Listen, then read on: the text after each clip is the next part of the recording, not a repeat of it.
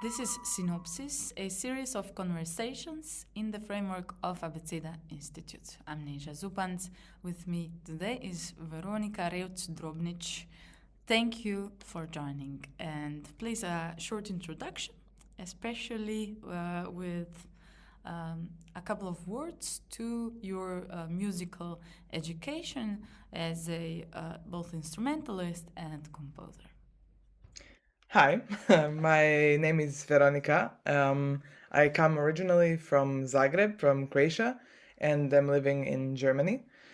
I started in music as a child, of course, and at some point I started producing electronic music, doing ADM and stuff. And at some point I reached some film music scores, let's say, that I was making purely in DAWs, so the digital audio interfaces, that were without notation. And I figured that this is actually composition and I should probably go study it. So I went and prepared for the studies in Zagreb and started there my bachelor's. However, as I always wanted to go somewhere else and wanted to have a international career, I changed already in my second year to Stuttgart. It is the Hochschule, the university called HDMK. So there is also music and dance and actors and all kinds of stuff on the university.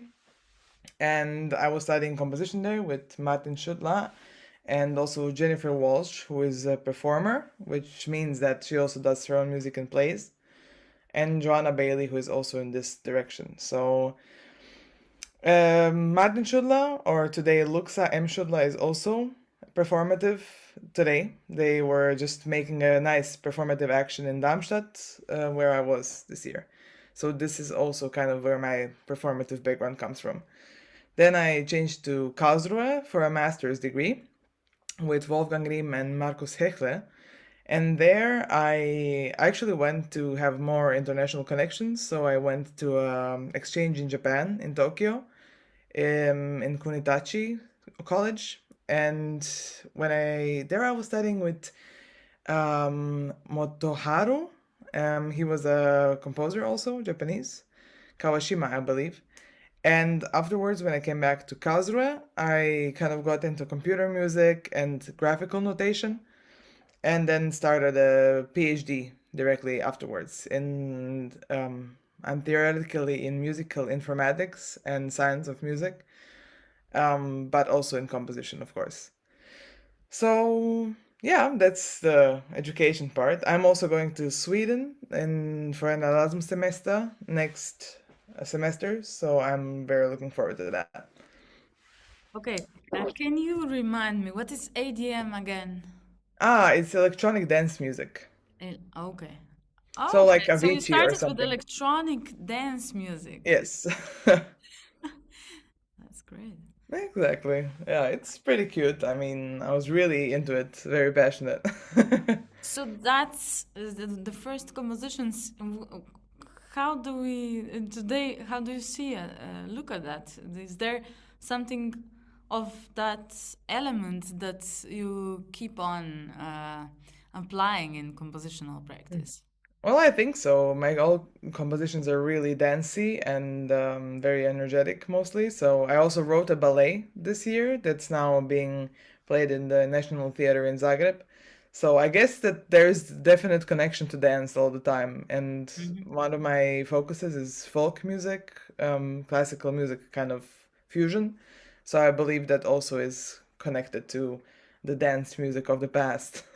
Therefore, the choreography uh, Mm, of at least the 15 miniatures, right? yes. Yeah, right. Okay.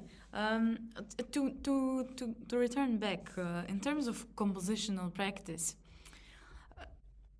to set an overview, how do you, through what lens do you look at your practice, at your compositional practice? How do you, let's say, term things? What are the most crucial aspects of it for you when you compose? You mean like generally or in my own composition just? In your own composition? Okay.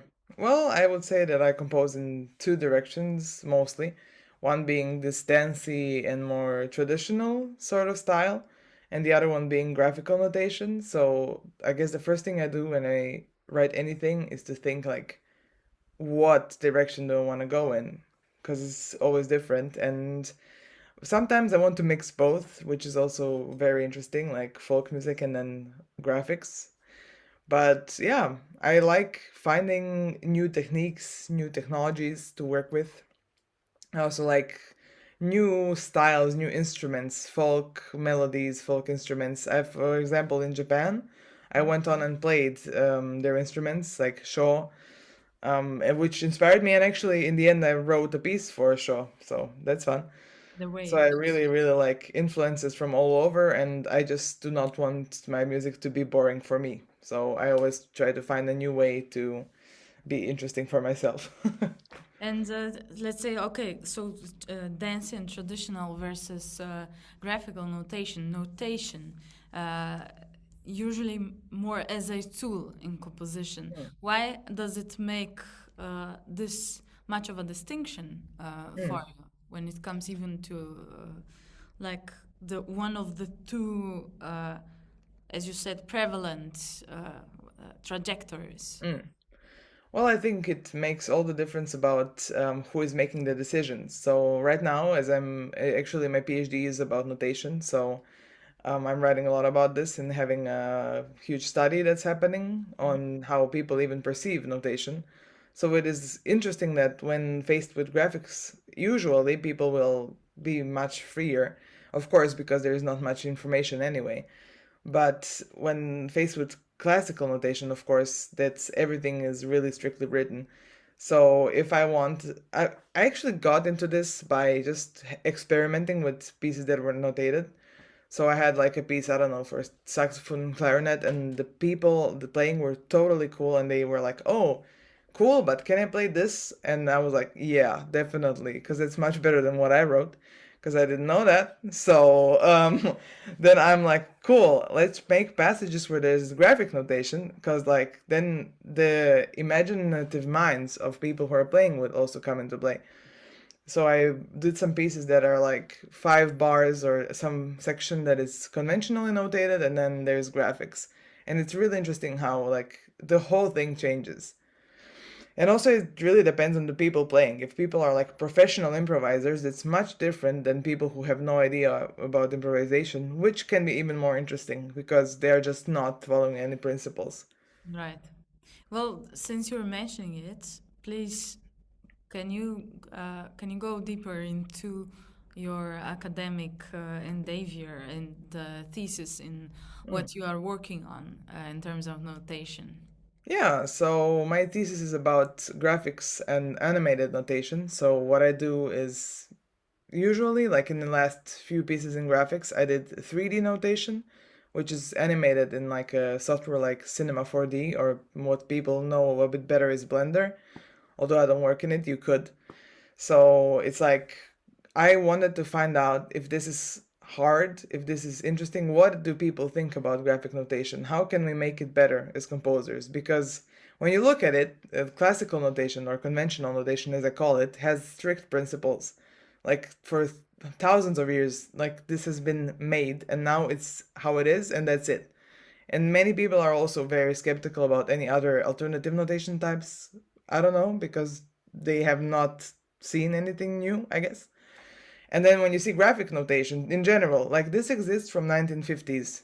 So the first piece was from Brown or from Feldman, both of them. Brown's being completely open, and Feldman was having some kind of style and ways of interpretation. So this is a lot of years, and we do not have any kind of system, which is probably good. So because I don't think that anyone who wants graphic notation wants it to be standardized, and I think that's nice.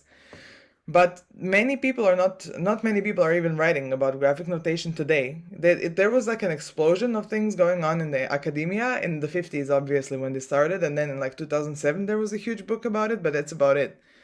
So I was like, okay, I want to do like a book that goes from the beginning and then to the end of kind of notational development and dives really into this animated stuff. And yeah, so that's the gist of it. And then I'm doing a study which just tests how people react to graphic notation. So I have 12 notations which are different every time a little bit, and I test their like breathing and heart rate and qualitative responses and media, of course, like what they're playing, to see if they are like falling apart at some point. And then with this knowledge, like I will try to find out what is hard, what do you like, what do actually players want to know and want to have, and then I will make my own compositions out of this. So it's What's like, the sample rate here? How many people are you working with? so currently on this first study, there will be like 15 to 20 people, which is not much, but for me alone is a lot. I believe. I Yeah. understand. I mean, I It wanted to do like it maybe would be great to make a really, like, thousands of people. oh, that would be great. Yeah. And probably you would find them Yeah, I guess today so. with as many as there are of musicians. True. I think like that would be possible. I guess maybe like after writing this, I will publish and stuff. So I will hope that at some point, maybe in a postdoc or something, I could have students of my own or something so that we can do a whole large study. Would be fun. So animated notation, that means it is moving as you Yes. as you are reading it. Mm. Okay, so already with regular graphic notation, there is so many variables, right? How do you control of course, okay, maybe control is what you don't want to have here, or how do you take a look at any consistency control of outputs of performance in this context? Well, it really depends on the score. So if the score is scrolling, so it's just doing this and there is something maybe moving, it's, I would believe, easier to interpret than a static graphic score, because when you're faced with a huge A3 or A2 printed poster of a huge graphical notation, you do not really know where to look, right? Actually, there are studies being done on where are people even looking when there is nothing moving, and that's interesting because they're looking all over the place. And when it's moving, it's somewhat clear that you're supposed to be looking kind of somewhere on the screen, right? So if there's something is not on the screen, is not relevant, although the huge score in itself might be really large in the end. And I remember reading about there being a perfect kind of size for focus.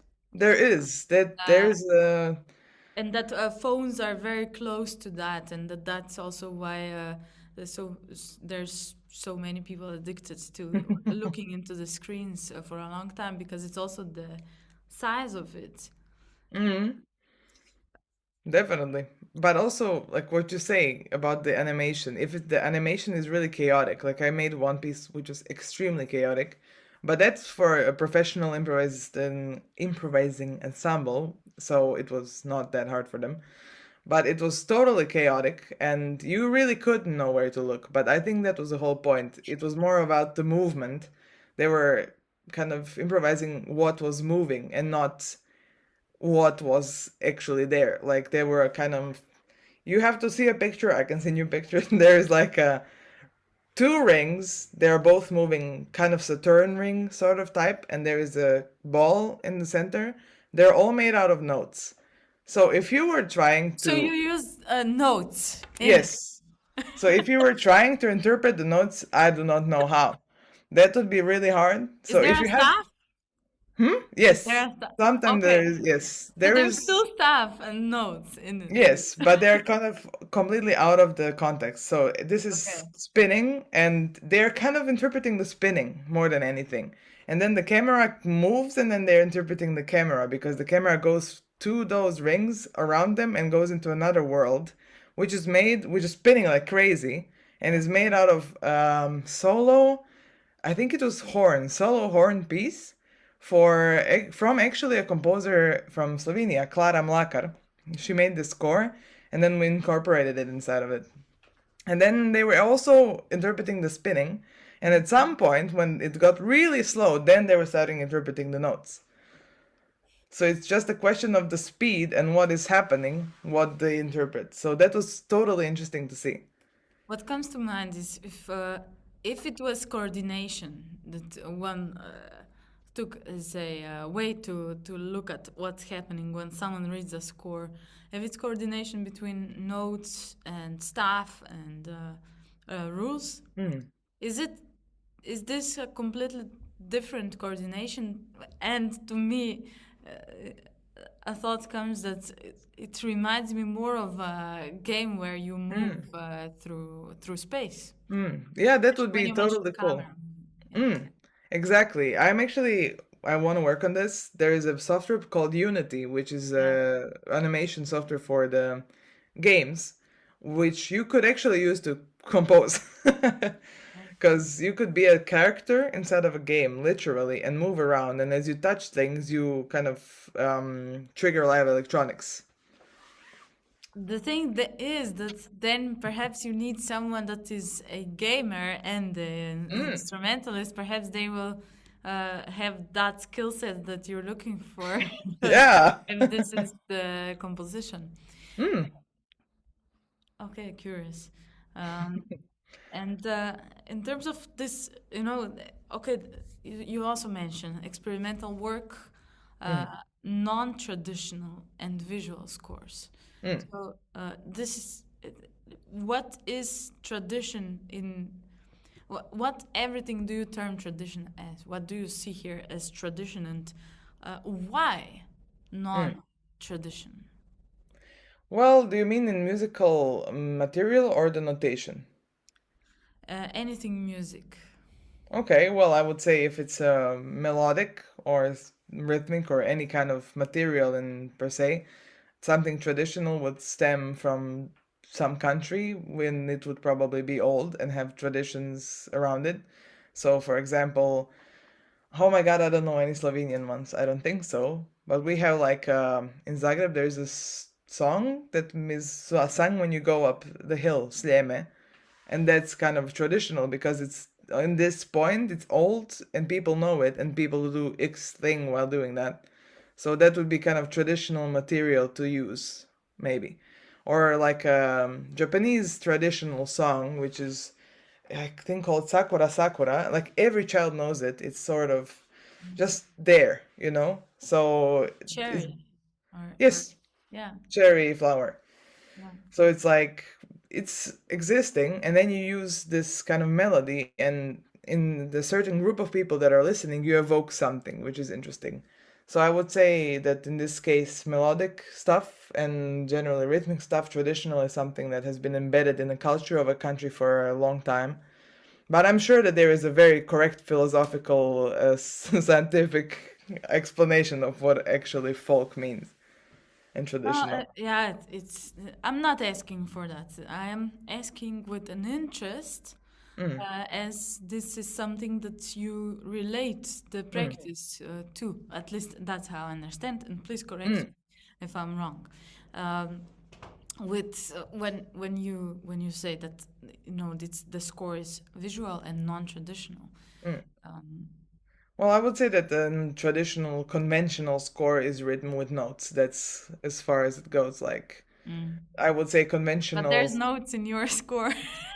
Yes, but they're put completely out of the context. So maybe it's like a very conventional old staff and then notes type of Yes. score.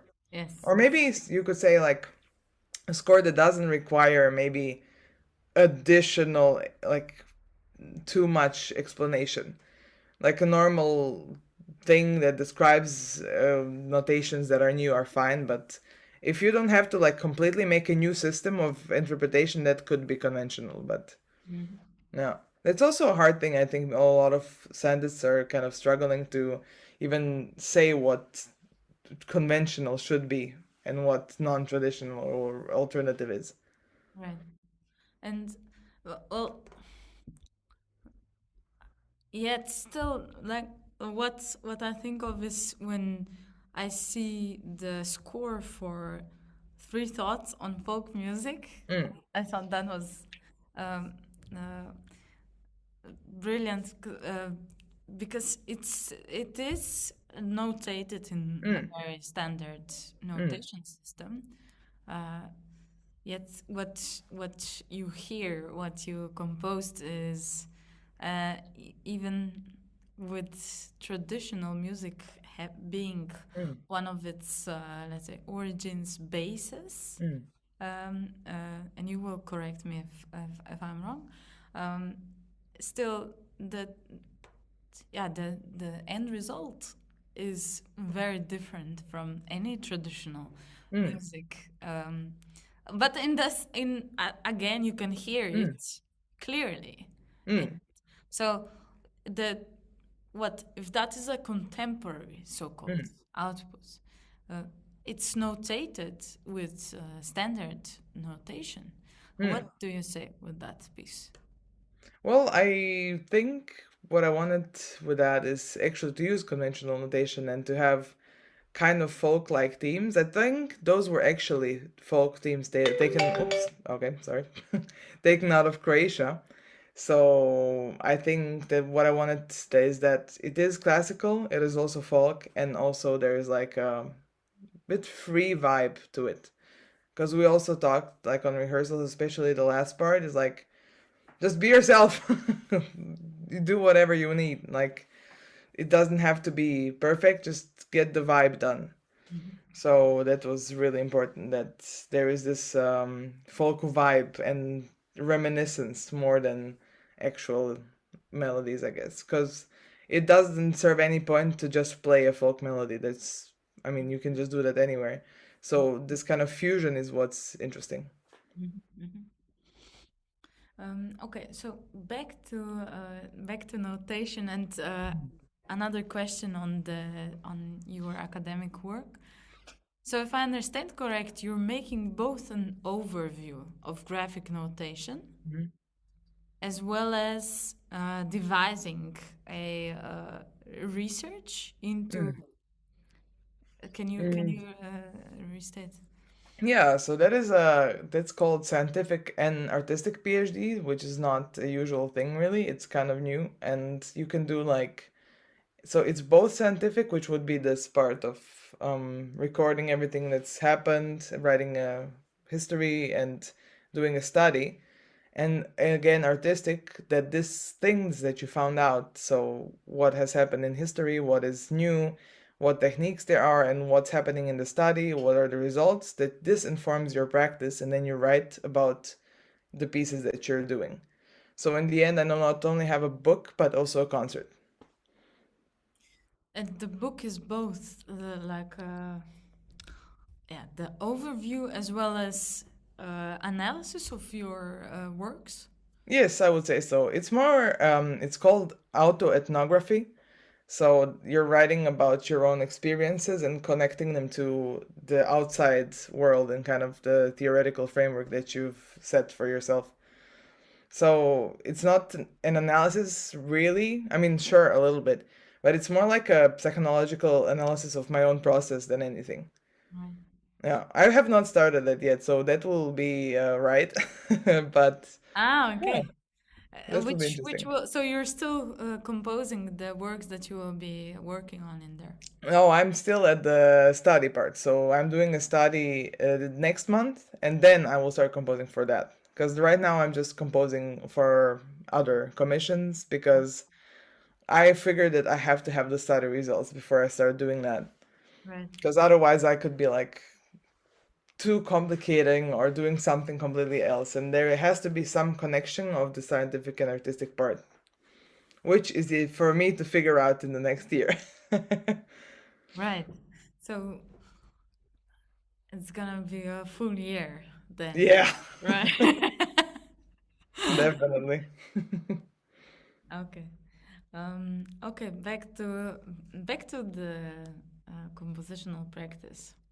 Uh, since we were mentioning three thoughts on folk music, Mm. can we dedicate a little bit of time to this specific composition? Mm-hmm. I'm curious uh, to start with the language part. Mm-hmm. Three thoughts, and perhaps a word to the title. Mm-hmm. Well, What are the thoughts? No, I'm I joking, but then no, again, no. please feel free to. I think the thoughts are what came out, like the music. So it's three movements, and I find that just a cute thing to say, like that it's thoughts because they're really short, and that was kind of the point. Because I didn't want to like take a folk melody and then just overcomplicate everything. It was supposed to be like really short because I think this folk tune maybe I don't know, or this is my fusion of my style with this folk tune. So it is, yeah, short thoughts about those nice melodies. How does a composition process of yours, on this case, for example, Mhm. look like? What are the components that you consider that you spend most time with, for example? Well, in this case, like when I'm working with folk tunes, I guess the longest part is finding them. Because I listened to CDs and I was like, no, no, no, no, you know? Yeah. Then you get the books and then you're on the piano, like, not sure about that. And then you find one and you're like, oh, wow, that sounds good. And then you find out there's no music, like no notation, and then you have to transcribe it, which is just amazing. So it takes a long time. I know I was this transcribing this last one, and it's really fast. It's going like tararam pararam param, and like solfeggio. You know, this is why we did this on college. So yeah, that was really long, and but this made me kind of familiarize myself extremely with the music because I wrote it out, and I usually wrote out also like 5 bars maximum because why more, and then just started from there. And also I have a tendency, or I had before, to do too much, to have too much material and not know how to stop. So also when I was doing this ADM thing, there was no stopping. It was just like banging, which I think is fine. But when I was writing the symphony, like it was constantly something. And then I realized, maybe I should chill out. The Still I Rise symphony, or is there another No, one? there was a Remembrance that was played by SWR Orchestra in Stuttgart in 2024, So you I have think. two symphonies. One is a ballet, yes, so it's One is a theoretically a ballet. symphony and a ballet, yeah. Orchestral piece, let's just say. So that was a learning lesson. So the Still I Rise, the ballet is much more chamber, so it's moving from large to small to large to small, and that's exactly why it's so good because it doesn't overwhelm. While Remembrance, it's kind of like one, and then boom, everyone, and then for a long time everyone, and then it comes and goes away, which is fine. But it was a bit much. So then after this, I was just thinking to myself, okay, not more than 5 bars of material. Yes. Yeah. So, okay, you have a plentiful of material. Then it's structuring of it, Mm. and what plays a factor when you are making a structure of a composition. Mm. Well, it really depends on the composition, I would guess. For I like making short, what do you call them? Parts, I guess. Like three thoughts and 15 miniatures. I love that. It's small snippets that of Mhm. material, very cute. And I loved in the ballet that we had eight, so eight larger ones, which they had to melt. They had to be one piece. And I love this too, because it's much easier to handle if you have kind of planned out what you're gonna do. So fast, slow, chamber, one, solo, whatever. And that was much easier. And then connect them. Very nice. So I like doing it like this. I know some people start from the beginning and they're like very detailed. I don't do that. I prefer to do maybe a part and then kind of go to the next one, because if I do not like the connection of these two, why would I even write it? I have to kind of change then again, and if I wrote it too detailed, then it's gonna be a problem. So I just go from the big picture to small, and it's kind of like painting, I would guess. Like when I paint as well, you do a sketch of a whole thing, and then you go in and you start some details, but then you're like, oh, this doesn't look good, and you come back in and change or something. Or you go out and you're like, wow, this is amazing. I do not want to do the other part. So I'm just doing something completely else. So it's just moving perspective from large to small the entire time for me.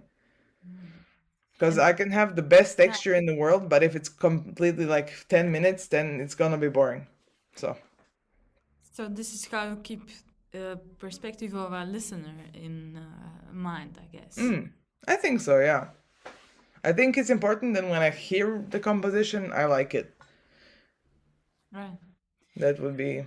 Yeah, fair enough. It's, I mean, anyway, there's probably, what does it mean to like it? There's a lot to unpack. One could go, like, what is it to like a composition?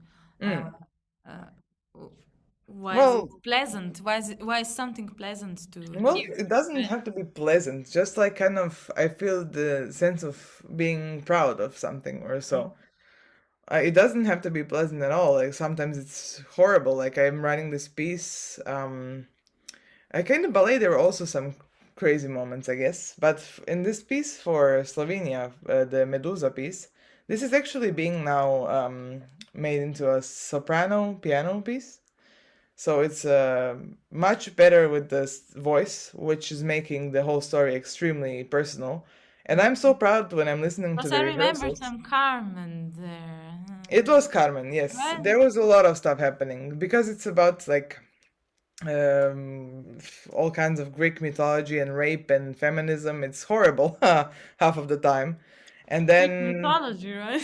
yeah, exactly. And then I think when I was listening to her play this and sing, I was terrified, but I was so proud. Like, because it's kind of got to me, you know? It was absolutely horrifying. When she started screaming and the piano was like, I will send this recording as well at some point, but it was like, wow, you know? I just love how this sounds. It's like, it is really horrifying me, and that was the point. So I think it's achieved. Well, probably the perfect result would be petrifying, right? Yes, definitely. Okay. Yeah, so it's about like, oh, this achieved its purpose for me. Yes, I don't yes. know. I mean, for the Yeah, audience, maybe they're like, oh, whatever. But it's important if you like it in the end, I yes. guess. I mean, I hope my audience like it, and they usually do. But still, if there is something, especially like this feministic, that you have to get out of yourself, then it's maybe also for you. And what does it mean, my style? When you say style, when you say my style, what is the distinction? What are the distinctive features? As you Well, I don't know. It's hard to say. I guess what you could always see is in the scores, I always use the same layout. I They call me the layout queen because everything has to be exactly the same. So I was trying Dorico and I was struggling hard because I have this Sibelius layout that I love. That's it. So you could say that is maybe a thing, and also the video scores are kind of obvious because they're in 3D and a style that is kind of new for now. So that's the thing. But people usually say to me, "Oh, I can totally hear it's your composition," but I don't. So I really don't know. Maybe because I compose them, and I'm too much into it to even notice the pattern. right, right. Okay, let's move on to the waves for sure. Mm. So, uh, Hmm. okay, so you went to study to Japan Yes, for how long? for also a semester, half a No, year. man, half a year, Mm. a semester, a semester. Okay, so what what happens? Okay, you are studying in Europe, then you go to Japan. Do you How do you work with this tradition into which you enter uh, into the sources that are okay in one way similar as music. It's music, and in another way, especially let's say surface level sound, the performance, the what you hear in the end, so different. So okay, you composed the waves, right? What in that composition would you say is from your mentors, from what you've learned there, and what is yours? Okay. Well, And please feel free to just turn around the question and tell me this is completely false. What I asked. no, it's okay. Like, I think so. Waves was written after, I think, a year and something after I returned. I guess while I was there, I was writing the Grace piece for solo clarinet, which was also that won an award in Suntory Hall there. That was amazing. It was really cool. So I guess that's where it started, sort of. This piece was also solo and also started a bit meditative, so to say. And I would say that the way Japan influenced me is I really like the respect that they had and just general sometimes calmness of the people, and especially in this university, like many of that was a private university, so everyone was relatively chill, which I needed at the time and I really enjoyed it. So I guess this kind of piece in my compositions maybe came from this, and the inspiration definitely. So of course the first inspiration for this piece was the fact that I played the instrument, right? And the fact that it was not easy. It was hard because you have to inhale through it as well as exhale, and I was not in, like, I don't know, when I play normal instruments here, like the clarinet, the recorder, you inhale through nose or whatever, or you have a pause and then you inhale through your You're mouth, breathing right? circularly. Yeah. Yes, and but there you have to produce sound while inhaling, which means your inhale has to be the same speed as your exhale. Haha, which was hard. How? So this is a harmonica. It's Yeah. you hold it like this and it has spikes. And then you have like a mouthpiece, and these are kind of like I don't know, maybe like this organ pipes, but Yeah. of course from bamboo and extremely small. And then when you breathe in and breathe out, they make sounds. They make slightly different sounds. And these compositions that we played, they were this, it's called gagaku. It's like a court music, and you're supposed to really tune into it because they do not have like rhythm in our sense. It's the breath, right? So everyone, like 7 to 10 people, of course somebody is kind of leading, but still, you have to breathe the same piece, like speed. That was really hard for me. Like totally, I was like struggling. Like how do I always had to like a little bit, like, because I couldn't manage to inhale and exhale at such a slow and chill rate as everyone else. Yeah, so this really inspired me, and also because it sounds so meditative when you do it, but inside you're like, oh my God, do not exhale too quickly, do not exhale, you know? At least me. So, I've been there. yeah. So I wanted to kind of make a piece for this for a long time. So I applied to this competition and I got it. And then I was searching for inspiration, and what I would say then that comes from me, I was in Zadar in Croatia at the organ, it's the C organ, and I heard this first motive in the waves piece, which is like na na, is from the organ that was happening that day. And I was kind of recording that, and I was like, wow, that kind of sounds like Shaw, doesn't it? And the fact that also when the wave comes in, it plays, and sort of also plays when it comes out, I feel. At least that's how I had the feeling. Or maybe the two waves were kind of on top of each other, and that's why this sound sounded like this. But it really was sounding like somebody inhaled and then exhaled on the show. So I kind of wanted to make this into a piece where each phrase is like a wave, and each phrase is an inhale and an exhale, for example. Yeah. And the amazing show player, the Chattori Shimizu, he was totally cool and he wanted to do this. And we had like, he has a whole website. If someone is interested for writing for a show, amazing website where everything is explained. And yeah, then we did this and crazy good piece. And it's about kind of this feeling that I had while playing the Gagaku. And again, this waves that I was hearing in Zadar and the C organ at the same time. So it's really a fusion. Does that explain it?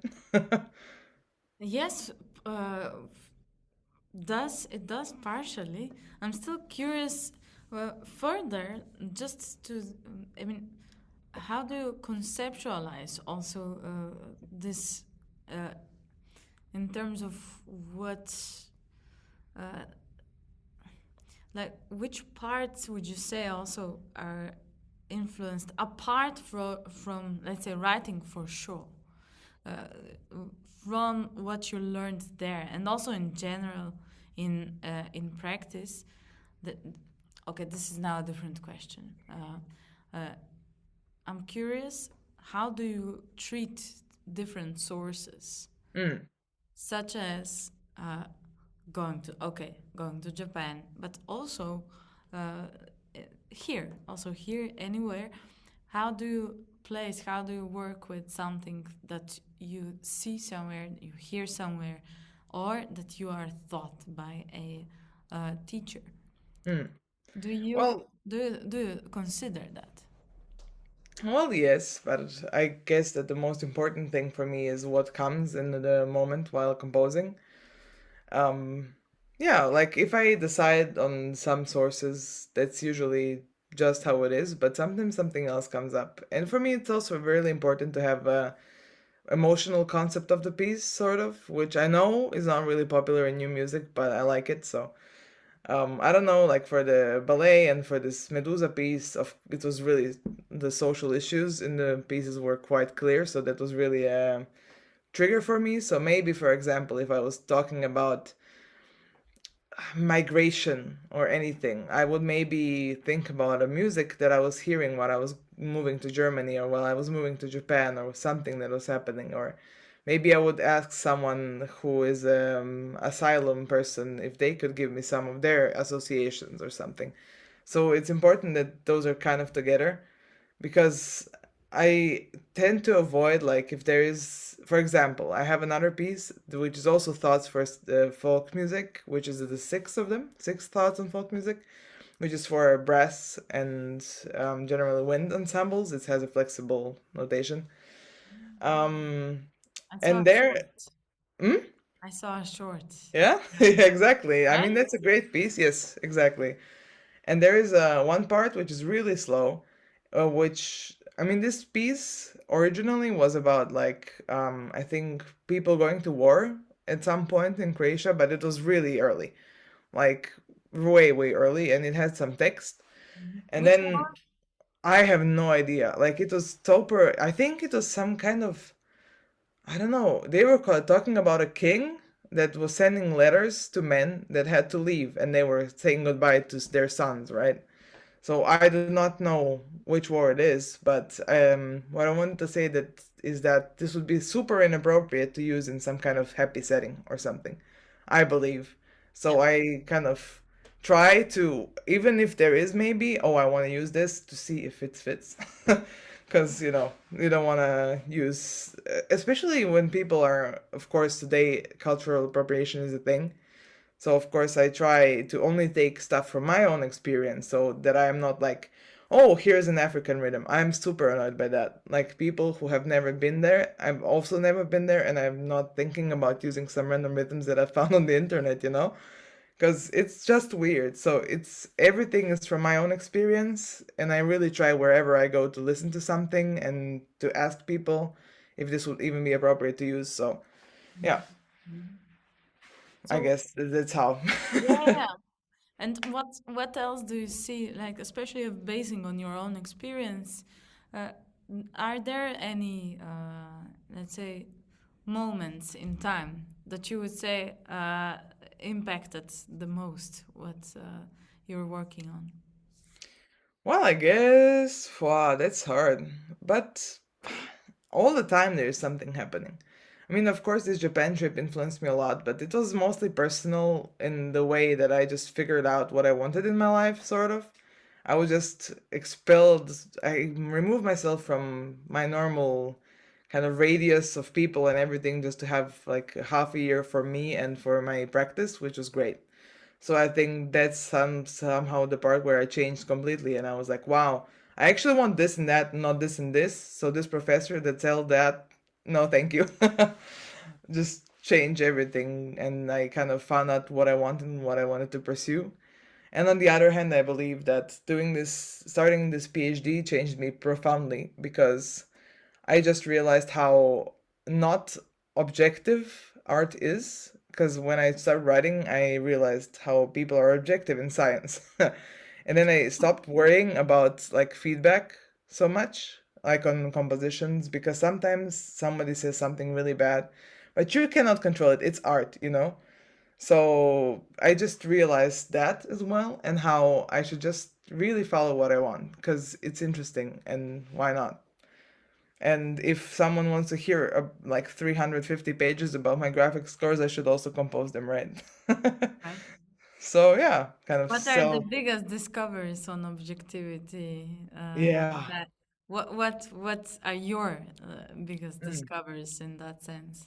I guess I just realized how in composition lessons or master classes that you really should take only what you think is right from what people say in art. Because ultimately, like, there is no way, especially for art like what I'm doing, which is highly personal sometimes, although this makes me really my art really interesting, and I believe that's also why people connected to the ballet so much and all other pieces that are like this. And also this piece in the Los Angeles that just went, that they were playing a few in August. Why people connected to that is because it's authentic and because it's from me kind of directly. I think that's interesting. But then when somebody is saying like, "Oh, this doesn't make any sense," I do not think that I will be ever offended because of course not. Like if you have a completely different experience about a thing, cool. Maybe you will not understand, and that's completely fine. So also when I do kind of technically difficult, I don't know, this 3D scores, that's not for anyone. Like, of course, this is kind of also flexing technical possibilities. It's for people who like technology. And if there is someone who really likes Mozart, maybe they won't like it. I don't know. Maybe they will like some other pieces of mine better. So I just figure out that there is no point in, yeah, obsessing about it at all. Because, like, I think a lot of people like it, and that's fine. And those who do not, I will send them other links to consider. What are your expectations? What do you expect to learn now on the in the upcoming year when uh, going into the thesis and writing and research? Well, I hope to really find out something about graphic notation more than I know now, and I really hope that in the coming year, compositionally, I also will have. I have a bunch of commissions, and I hope that they will be really cool and interesting. And I'm really looking forward to working on the pieces for the PhD, for the compositions, because they will be using a lot of like live electronics and live video. And I have done that before, but I'm really hyped to do it now because I feel like, okay, I've done it so many times at this point, I'm not afraid. And if I could program like this whole study, I can do this as well. So I'm hyped for that part. Will you continue also working with movement and dance, and perhaps a couple of words to how you work with that? How you Yeah, I hope so. Like, I loved doing the ballet and I hope I'll do it again. I am totally glad that this ballet was so well taken by the audience, and then it's now going on like the program of the theater, which is amazing. So I guess I hope that as more people see it, maybe I will meet also other people who would like to make another one somewhere. I would really love that, or to do like alternative dance, like a modern dance sort of a thing. It doesn't have to be traditionally ballet. So, and a few words about how we worked. So choreographer from HDMK, the music theater in Zagreb, was totally open, and I loved everyone there. The team was amazing. And we just met on Zoom and in person in Zagreb, and we were doing a story together. And then I was making composition, and I was sending him every time, like, what do you think? Oh, no. And then he would say, like, oh, I don't like this part because this, and that. And I was like, oh, wow, okay, I'll change that because now I know what he thinks. And I think this is why it worked so well. Because he was telling me really detailed stuff. In the beginning, the intro was like 5 minutes, and he was like, make that 10. I'm like, why? It's so slow, it will be boring, you know? But then he was like, no, because we will have LED lamps in the hands, and then it will be movement, and they will go from the sky, and they will fall down. And I'm like, okay, fine. That sounds amazing. I will do the 10 minutes, you know? And it was amazing, of course. So I liked that we both had like really, really concrete stuff that we were talking about that was going like left and right. It was really cool. Yeah. And what about, for example, the miniatures for brain simulation? Yes. This is so cool. It's kind of a fusion of science as well. I was reading neurology and neuroscience books, and I wanted to make a piece that would absolutely stimulate your brain. So I read about different neurons and what excites them. So the first, I think, 7 or so are really miniatures for neurons that you have, and the other ones are stimulating your emotional centers because it's like kind of moving from mode to mode, you know, the old modes that are supposed to say something about emotions or like, I don't know, be better at them than normal major and minor. Although I think it worked also, so that's fun. Once a player had a huge headache and she played it and it's gone, so maybe it All right. works. Which miniature is that? One of the first 7, I guess. Just hear the whole piece and shut up. Yes. Anti-migraine piece. So I really wanted that also to have movement because I think that's also stimulating, right? And I don't think the video does it justice because at some point, like the players are also running outside of the building and coming in the back, which is amazing. And it's supposed to trigger kind of the neurons that are for panning, like that listen to the back. Because the entire time you're listening to the front, and then suddenly someone is playing the flute in the back, you know, and everyone turns, and I think that's fun. So that was also kind of the point. All Yeah. right. Curious. I'm curious which neurons will fire with which one. What are the first 7 ones you said? So I think one of the first ones was there was a theory, or there is actual science, that when you play something very like on the verge of perception, very quietly, there is there's less neurons activating, and the louder it gets, there is more, or something like this, and then or other type of neurons, and then this one miniature that goes really like from crescendo to decrescendo and piano to forte is supposed to do that. And then there's one about an effect of, I do not remember now the name, but when you have 2 or 3 instruments and one is really loud, after it explodes like a huge cluster or whatever, then you do not, like for a few seconds, you don't hear anything. It's an effect that when something is too loud, your neurons are like, no. So that's also kind of an interesting effect. How loud does it have to be for that? I don't think very loud. It has to be significantly louder than what has happened before. So the trumpet was a great thing at this. Of course, they can be very loud. The brass. Yes. All right. We've, let's say, come to the part where I would ask you for 2 final messages. Also, if you wish to add anything. However, I always ask composers in synopsis to share 2 messages, brief messages, for the conclusion. First one being for any aspiring composers. Mm-hmm. And second one for anyone that will perhaps listen to this conversation and go and listen to your music. Okay, so for the aspiring composers, I would say not to like follow any strict trends.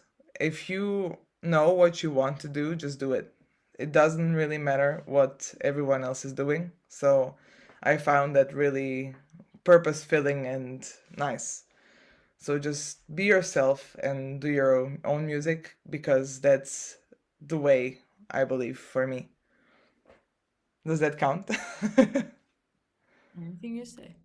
Okay, and if somebody is listening to this interview, I would say, well, if you're interested in notation or cool, energetic music, I suggest you go and listen to some stuff on YouTube and SoundCloud and Spotify. There's a lot of things. I'm sure that you will find something that's interesting for you, so don't stop at the first one. Veronika Reutz Drobnić, thank you very much for sharing. Thank you!